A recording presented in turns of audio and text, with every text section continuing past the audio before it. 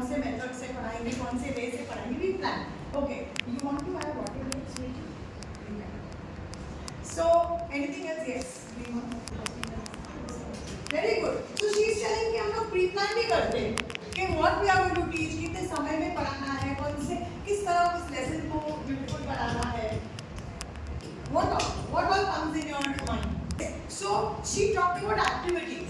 यानी during the class, है ना, हम क्या करना चाह रहे हैं. और कुछ लेसन प्लान जब मन में आता है तो what do you think?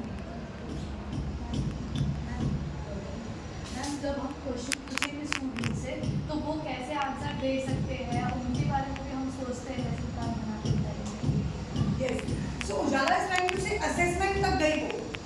Ujala set के असेसमेंट नहीं, देखो वो लास्ट में गई. तो जब भी हम लेसन पढ़ाने के बाद क्वेश्चंस पूछेंगे तो कैसे आंसर्स देंगे, तो उसके लिए क्या एक्टिविटीज बोला कोमल ने, असेसमेंट भी बोला. जब कोई सब्जेक्ट लेने जाते हो, कोई टॉपिक क्लास में लेकर जाते हो, यू हैव अ विजन कि आज मुझे फॉर एग्जांपल वाटर साइकिल पढ़ाना है. तो वाटर साइकिल अगर हमको पढ़ाना है तो उसके लिए एक ऑब्जेक्टिव होना चाहिए कि क्या क्या वाटर साइकिल पढ़ाने के बाद बच्चों को क्या क्या आना चाहिए. हाँ, उसके बाद आप उस ऑब्जेक्टिव्स को फुलफिल करने के लिए परिपूर्ण ऑब्जेक्टिव उद्देश्य, उस उद्देश्य को परिपूर्ण करने के लिए आप एक्टिविटीज प्लान करते हो और लास्ट में एज शी सेड असेसमेंट भी करते हो. So basically what is a lesson plan now? Simple. What is a lesson plan? आपने जो आंसर दिया वही है. It is a road map. आपका पूरा लेसन पहले से लेकर लास्ट तक आप किस तरह लेसन लोगे और एक स्टूडेंट के माइंड में कैसे उस टॉपिक जो पढ़ाने वाले उसको कैसे दिखाना है, उसके लिए वो एक रोड मैप है. सेकेंड, जो नोवाइस मीन्स नए टीचर्स होते हैं. इनफैक्ट जिसके पास बीएड डिग्री नहीं है वो तो टीचर नहीं की प्रोफेशन, चाहे वो कितना भी पढ़ा ले. लेकिन जो न्यू टीचर्स हैं उनके लिए लेसन प्लान एक बहुत ही बड़ा बाइबल गीता. वो जैसे बोलेगा उसको पता चल जाएगा कौन से स्टेप से क्या करना है. Okay, next confidence. Since you have made a lesson plan lesson के पहले बनता है.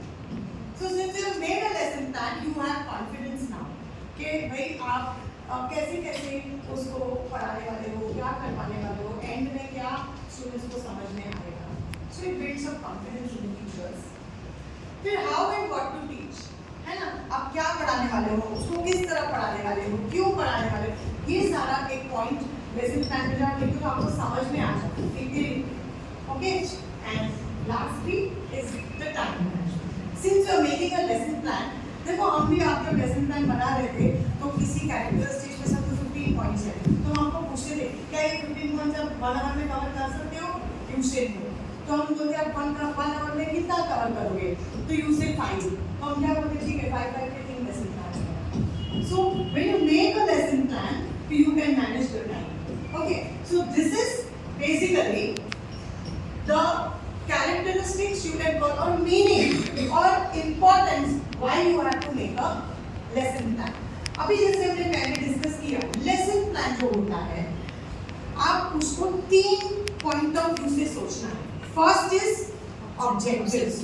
ऑब्जेक्टिव्स जो है बिफोर द क्लास के बिफोर आपको सोच लेना है ऑब्जेक्टिव्स को कि कौन कौन से ऑब्जेक्टिव्स आपको फुलफिल करने हैं. जनरली कौन से ऑब्जेक्टिव्स होते हैं जो भी हमने पढ़ा था उसको समझना. Very good. पढ़ाया वो बच्चे अप्लाई कर पा रहे हैं कि नहीं. यस. और रिमेंबरिंग वेरी गुड. नॉलेज जो भी आपने पढ़ाया उसको वो रिमेंबर कर पा रहे हैं कि नहीं. यस. सो रिमेंबरिंग किसी ने बोला, किसी ने आकलन, अंडरस्टैंडिंग बोला, किसी ने एप्लीकेशन बोला, और कोई clarity comes in again of course understanding, है ना, क्योंकि if you understood you are clear on the topic. Skills, yes, skills भी 2 टाइप के होते हैं, शॉर्ट टर्म, लॉन्ग टर्म. तो कोई स्किल ऐसे होता है आप तुरंत ही डेवलप कर सकते हो उसी क्लास में उसी लेक्चर में. कोई स्किल्स ऐसे होते हैं जो धीरे से डेवलप होते हैं. उसकी भी एग्जांपल्स हम लेंगे. Got it. एंड फिर ये है ऑब्जेक्टिव. फिर और कोई ऑब्जेक्टिव्स हैं?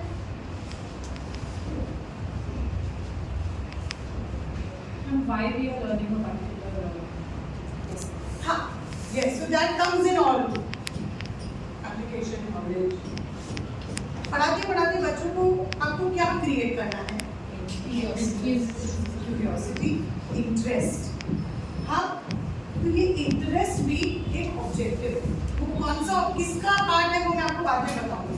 क्योंकि नॉलेज दे दिया, ज्ञान बड़ा दे दिया, फिर आपने उनको अंडरस्टैंडिंग भी दे दी, फिर आपने उनसे कुछ करवा लिया, अप्लाई भी करवा लिया, लेकिन जब क्लास में इंटरेस्ट ही नहीं क्रिएट कर पाए, then your objectives is not achieved. क्योंकि शायद आपको ऐसे लगा कि आपका पढ़ाया हुआ याद है, शायद कोई ट्यूशन टीचर अच्छी है उसके पास वो पढ़ा के एग्जाम में अच्छा लिखा होगा, आपको ऐसे लगा मैंने जो पढ़ाया देखो इस first. But you do not know. So interest, creating interest in the class is very important. और वैल्यू, एटीट्यूड. बच्चों को जब भी हम बहुत पढ़ाते हैं, बहुत, तो बच्चे क्या बोलने चाहिए? क्या मजा आ गया. ऐसे बोलने चाहिए बहुत देख के तो क्या महामारी हुई लगी, हम लोग उस जगह पे होते तो हम भी पाकिस्तान, हम भी वॉर करते. ऐसा होना चाहिए. कैसा एटीट्यूड क्रिएट होना चाहिए बच्चों? Negative attitude. देखो एटीट्यूड में पॉजिटिव एंड नेगेटिव दो है.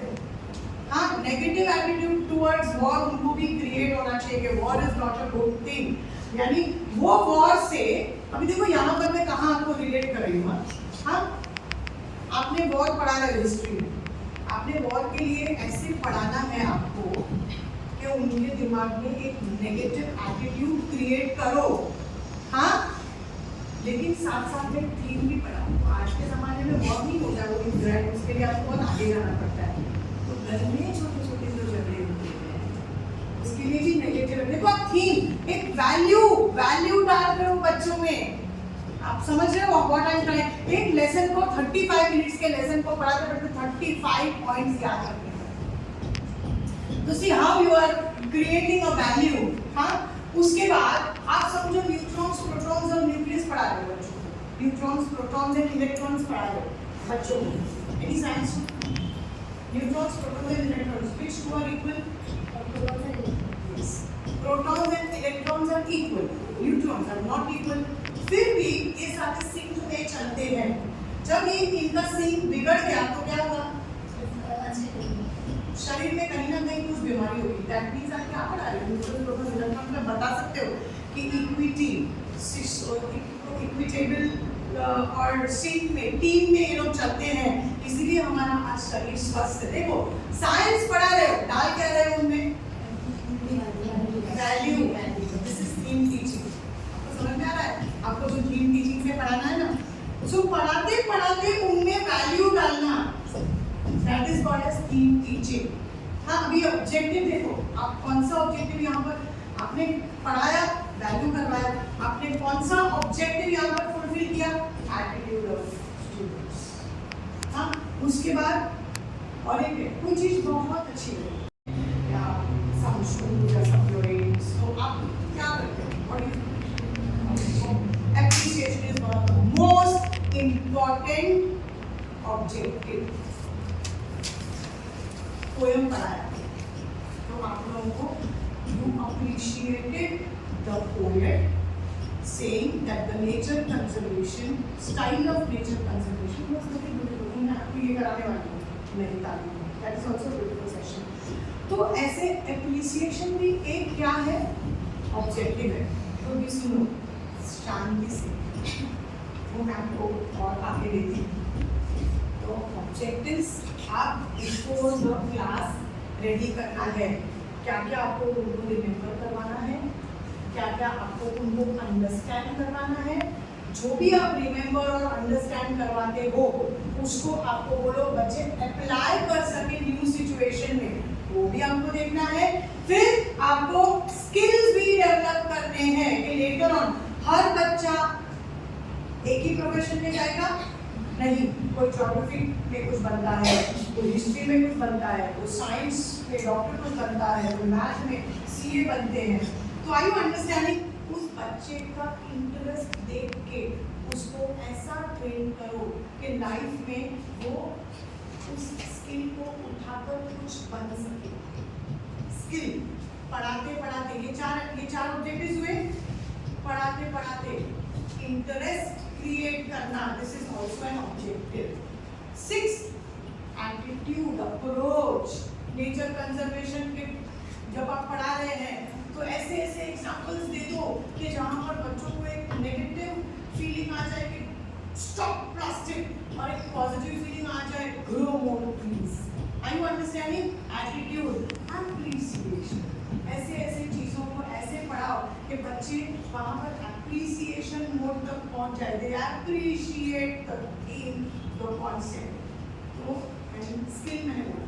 सो बेसिकली हमने कितना किया, 7 ऑब्जेक्टिव्स मैंने आपको बताए, जो और ज़्यादा है but let us start from zero.